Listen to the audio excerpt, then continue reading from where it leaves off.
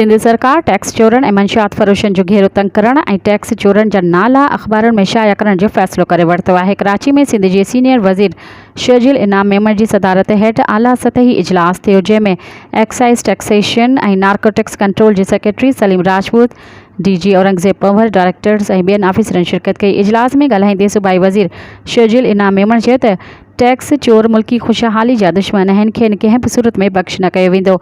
Tax चोरनि जा नाला अख़बारनि में शाया कया वेंदा, संदन अकाउंट फ्रीज़ करण लाइ बि क़दम खया वेंदा। इजलास में सिंध जे सीनियर वज़ीर शर्जील इनाम मेमण सूबे में मंशियात फ़रोशन ख़िलाफ़ जारी क्रैक डाउन खे सराहियो ऐं क्रैक डाउन में बहितरीन कारकर्दगी जो मुज़ाहिरो कंदड़ ऑफिसरनि जी तारीफ़ कंदे क्रैक डाउन में तेज़ी आणण जूं हिदायतूं ॾिनियूं।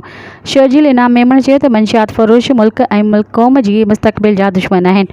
साणुसि कंहिं बि क़िस्म जी नरमी जो मुज़ाहिरो न कयो वेंदो। ज़ीरो टॉलरेंस पॉलिसी तहत सॼे सूबे में मंशियात फ़रोशनि ख़िलाफ़ कार्रवाइयूं जारी रखियूं वेंदियूं।